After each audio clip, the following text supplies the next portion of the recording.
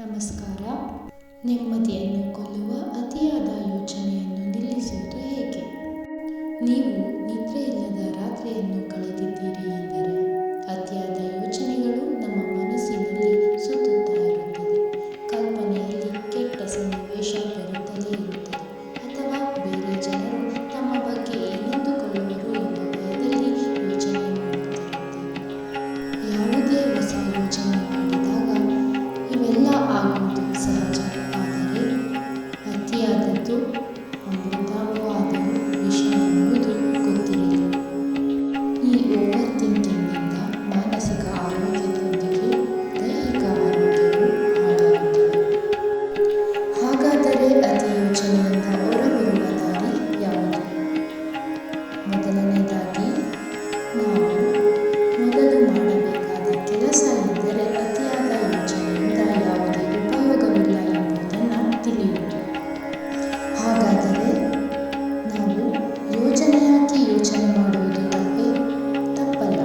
ಯಾವುದೇ ಕಾರ್ಯದ ಮೊದಲು ಯೋಚನೆ ಮಾಡಿ ವಿಶ್ಲೇಷಣೆ ಮಾಡಿ, ಆದರೆ ಅದರ ಬಗ್ಗೆ ಅತಿ ಯೋಚನೆ ಬೇಡ. ನಿಮ್ಮ ಯೋಚನೆ ನೂರಾರು ಯೋಚನೆಯಾದರೆ ಅಥವಾ ವಿಶ್ಲೇಷಣೆ ಸಾವಿರಾರು ವಿಶ್ಲೇಷಣೆ ಮಾಡಿದರೆ ತಪ್ಪು. ಯೋಚನೆಯು ಅತಿಯಾದರೆ ಮನಸ್ಸು ವಿಚಲಿತಗೊಳ್ಳುತ್ತದೆ. ಎರಡನೇ ವಿಷಯ ಎಂದರೆ ಮನಸ್ಸನ್ನು ಯಾವಾಗಲೂ ಏಕಾಗ್ರತೆಯಿಂದ ಇರಿಸುವುದು. ಹಾಗಾದರೆ ಈ ಏಕಾಗ್ರತೆಯ ಅಭ್ಯಾಸ ಮಾಡುವುದು ಹೇಗೆ? ಶ್ವಾಸವನ್ನು ಅಥವಾ ಉಸಿರನ್ನು ತೆಗೆದುಕೊಳ್ಳುವುದರಿಂದ. ಉಸಿರನ್ನು ಒಳಗೆ ತೆಗೆದುಕೊಂಡಾಗ ಉಚ್ಛ್ವಾಸ, ಬಿಟ್ಟಾಗ ನಿಶ್ವಾಸ ಆಗುತ್ತದೆ. ಈ ಉಚ್ಛ್ವಾಸ ನಿಶ್ವಾಸಗಳಿಂದ ಏಕಾಗ್ರತೆ ಉಂಟಾಗುತ್ತದೆ.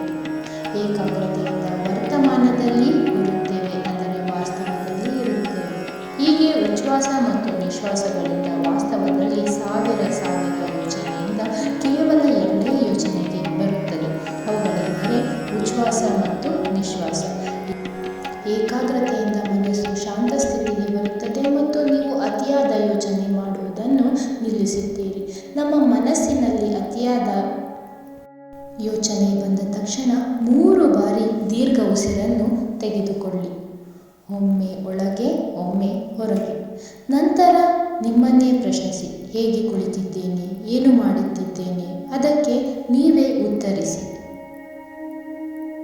ನೀವು ವಾಸ್ತವವನ್ನು ಗುರುತಿಸಿದಾಗ ಮನಸ್ಸು ಏಕಾಗ್ರತೆಯಿಂದ ಇರುತ್ತದೆ ಮತ್ತು ಶಾಂತಿಯುತವಾಗಿರುತ್ತದೆ. ಹೀಗೆ ಒಂದು ನಾಣ್ಣುಡಿ ಇದೆ.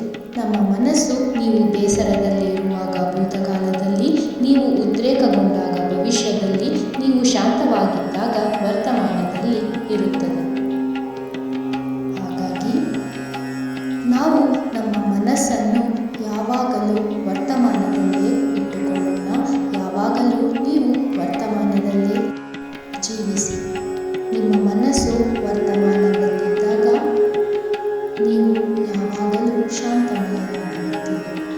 ಹೀಗಾದರೆ ಅಥವಾ ಹಾಗಾದರೆ ಎನ್ನುವ ಪ್ರಶ್ನೆಗಳು, ಅಥವಾ ಮನಸ್ಸಿನಲ್ಲಿ ಸರಿ ತಪ್ಪುಗಳ ಪ್ರಶ್ನೆ, ಇವುಗಳನ್ನು ತೆಗೆದುಹಾಕಿ ಕೆಟ್ಟ ಸನ್ನಿವೇಶಗಳ ಕಲ್ಪನೆ ನಿಲ್ಲಿಸುವುದು ಉತ್ತಮ. ಋಣಾತ್ಮಕ ಯೋಚನೆಯಿಂದ ದೂರವಿರಿ, ಧನಾತ್ಮಕ ಚಿಂತನೆಯನ್ನೇ ಮಾಡಿ. ಯಾವಾಗಲೂ ಉತ್ತಮವಾದದ್ದನ್ನೇ ಮಾಡುತ್ತೇನೆ, ನಾನು ಯಾವಾಗಲೂ ಉತ್ತಮ ಎನ್ನುವುದನ್ನು ಮನಸ್ಸಿನಲ್ಲೇ ಇಟ್ಟುಕೊಳ್ಳಿ. ಕಷ್ಟ ಎದುರಿಸಲು ಸಿದ್ಧರಾದಾಗ ಯಶಸ್ಸು ನಮಗಾಗುತ್ತದೆ. ಕಷ್ಟ ಎಂದು ಹಿಂದೆ ಸರಿದರೆ ಯಶಸ್ಸು ಸಿಗುವುದಿಲ್ಲ ಎನ್ನುವುದು ಜ್ಞಾಪಕದಲ್ಲಿರಲಿ. ಅತಿಯಾದ ಯೋಚನೆ ಜೀವನದ ಶಾಂತತೆಯನ್ನು ಕೊಲ್ಲುತ್ತದೆ. ಕರುಣಾಮಯರಾಗಿರೋಣ. ಧನ್ಯವಾದಗಳು.